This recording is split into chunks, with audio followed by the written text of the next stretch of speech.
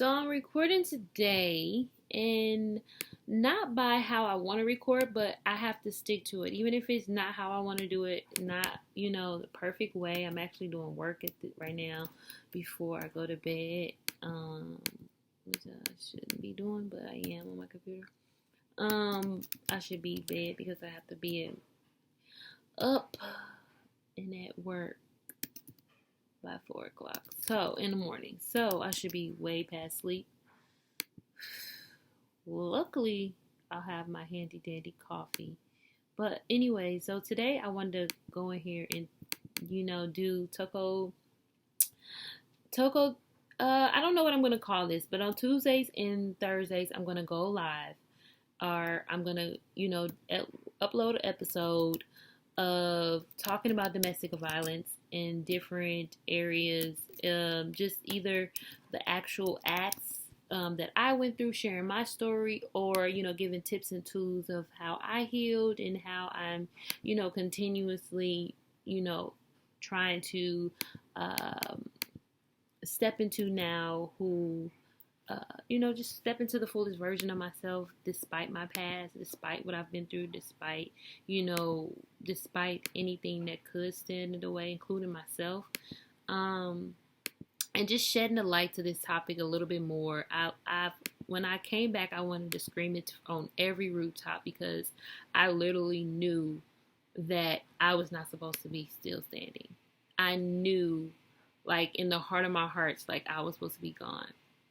And that's scary because all the circumstances was for me not to move forward, for me not to live, and somehow God seemed fit to allow me and my son to escape when we shouldn't have been, to get people to help us. And it was just amazing. So from knowing, like, okay, I was, for 2 weeks straight, I knew, like, either today's my last day, or today's my last day living, or okay, I'm gonna lose my son, or whatever the case might be. So I'm gonna share all this month. You're gonna hear me talking. You're gonna see me, showing up about domestic violence, and I'm gonna share a little bit of how I came into, like, how God is just so good in this. Like, and I'm gonna give all of this to Him because down to the favorite color being purple, like just how God numbers every hair. He is so intentional about every step you take, and nothing is not, nothing just happens. Like, everything has a reason, a season, that reason may have a season, so it's just, I'm just amazed, and I just hope that as this month transpires that I'm able to share new perspectives, shed light to a situation that is not a lot talked about. And I love you all. I hope that you come, ask questions, have conversations with me about this. I love the journey that I took with my healing because I'm able to have conversations that normally you wouldn't have with a survivor because it's still sticky, it's still icky. I'm able to see the truths, the lies, the beliefs, the unbeliefs, my perspective, where I was at that space, a broader perspective of that space, and also the space of my abuser. In such a beautiful way. And I just thank God for the grace. I thank God for His mercy. And I just thank God for the opportunity to get to show up like this in this space and on this topic. When I first wrote my book, the first thing I said in one of my chapters is I was going to start the second part because my book is in 2 parts.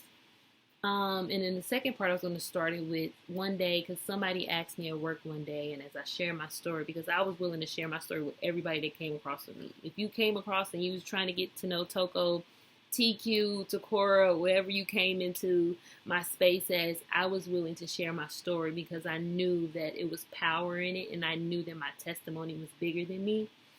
And that was the only reason I was standing. So I was willing to stand on it and stand in it and not shy away from it. And, when you people go through that, they be like, oh, and I was just like, no, it's beautiful. I love it. It happened. It's here. I'm ready to, not allow it to be bigger than who God called me to be.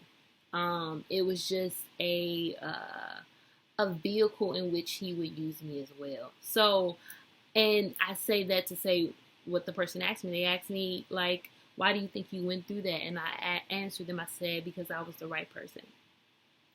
I was the right one.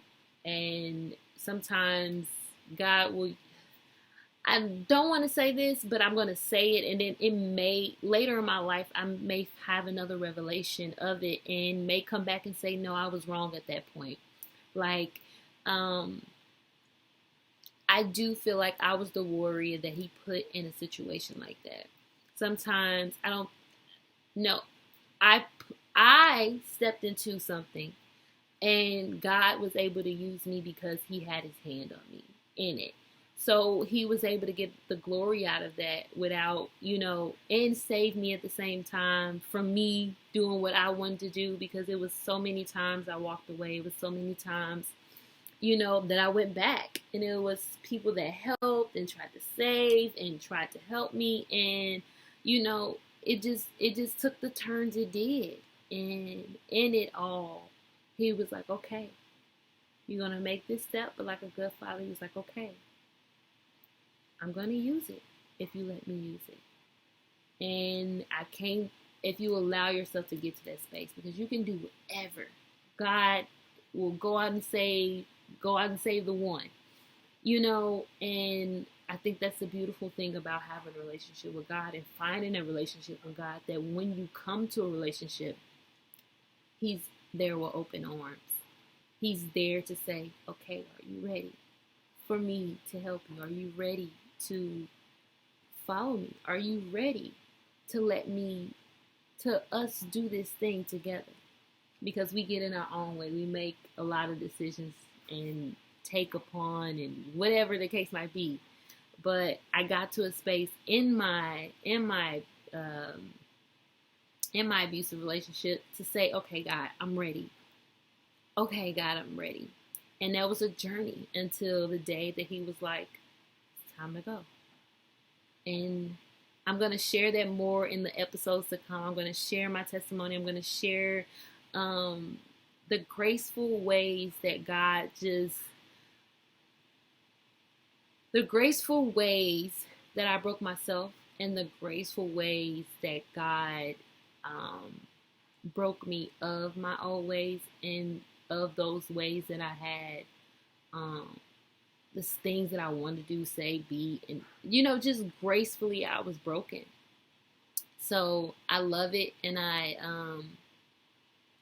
can't wait to share with you guys. I can't wait to talk to you. I want to do lives. I want to get feedback. I want to have this open conversation about this. Whatever your viewpoint from it, I don't care. I do care.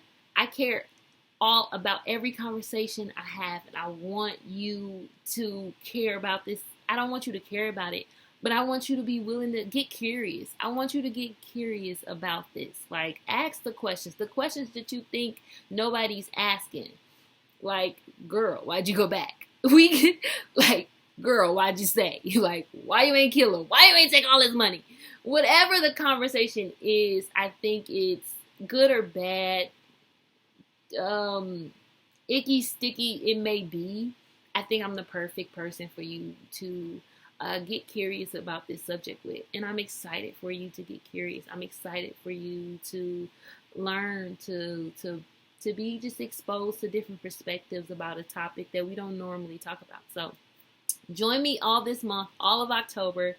And it's just amazing that I say that.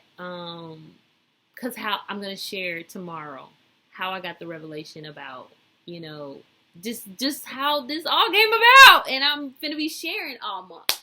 So join me. Love you guys. Bye.